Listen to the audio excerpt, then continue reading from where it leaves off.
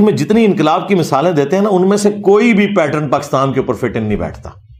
ایسے ہی ہے. اس طرح کی صورتحال میں اگر آپ کو کوئی فرینچ ریولوشن کی بات بتاتا ہے، آپ کو لینن کی بات بتا دیتا ہے، کوئی فلاں کی بات کرتا ہے، میں نے بڑا کوشش کی کہ کہیں کوئی ہمارا ماڈل فٹ ہوتا ہے، کہیں بھی فٹ نہیں ہوتا. بھائی ہم اتنا دور جا چکے ہیں کہ ایک طبقہ اتنا اوپر چلا گیا ہے اور اس کے پاس اتنی اسٹرینتھ آ گئی ہے کہ دوسرے لوگ ان کا مقابلہ ہی نہیں کر سکتے. سیدھی سی بات ہے. اور اگر کرتے ہیں تو ان میں سے ایک غداری کر کے اس سسٹم کا حصہ بن جاتا ہے، پھر دوبارہ سے ان کو آکسیجن مل جاتی ہے. اب دوبارہ مل گئی آکسیجن، دیکھ لیں آپ.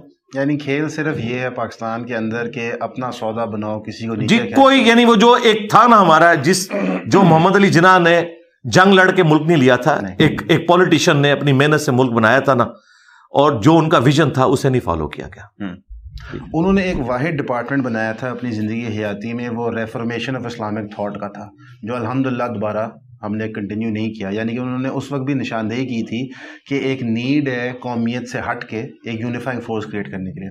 علی بھائی، اس ساری گفتگو کو مد نظر رکھتے ہوئے پاکستان میں آپ کہہ سکتے ہیں، اگر کوئی توہین نہ ہو اس لفظ میں، ایک ٹوٹا پھوٹا ورژن اپنی من مرضی آف اسلام نافذ کر دیا جاتا ہے کچھ ایشوز میں کرنٹلی پاکستان میں. تو اس صورتحال کے اندر پھر پین اسلامزم کا کانسیپٹ تو رہتا ہی نہیں ہے کہ ہم ایک بہت بڑی امت ہیں اور ہم نے ایک دوسرے کے دفاع کے لیے کھڑا ہونا ہے.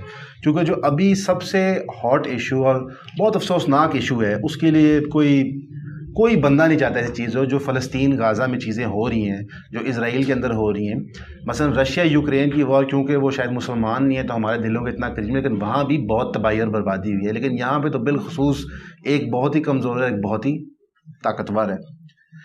جب ہمارے اپنے ممالک اتنے کمزور ہیں انٹرنلی، تو پھر ہماری رسپانسبلٹی رہتی ہے فلسطین کے لیے کچھ کرنا یا نہ کرنا.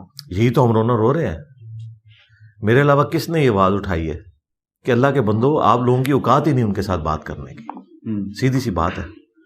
میں یعنی آپ کے کیمرے میں بڑی دلیری سے یہ بات کروں گا کہ یورپ اور امریکہ نے انسانی ہسٹری کو بدل کے رکھ دی ہے. پہلے فاتح قومیں اتنی شریفانہ طریقے سے بیہیو نہیں کرتی تھی. پہلے ایسا ہوتا تھا کہ کوئی یو این او ہوتی تھی، بیسک ہیومن رائٹس ہوتے تھے. پہلے تو جب ایک بادشاہ قبضہ کرتا نا دوسرے ملک میں، ساروں کے مردوں کو قتل کروا دیتا تھا، عورتوں کو غلام بنا لیتا تھا، ٹھیک ہے، بچوں کو غلام بنا لیتا تھا. یہ سسٹم چل رہا تھا انسانی ہسٹری میں. یہ اب آ کے لوگوں نے ویلیوز سیکھی ہیں. آج پروٹیسٹ امریکہ میں ہو رہا ہے نا، یہ آپ سوچ سکتے ہیں کتنی بڑی چیز ہو رہی ہے. یہ اس طرح ہو رہا ہے کہ پاکستان میں اسرائیل کے حق میں کوئی پروٹیسٹ ہو جائے، آپ الاؤ کریں گے؟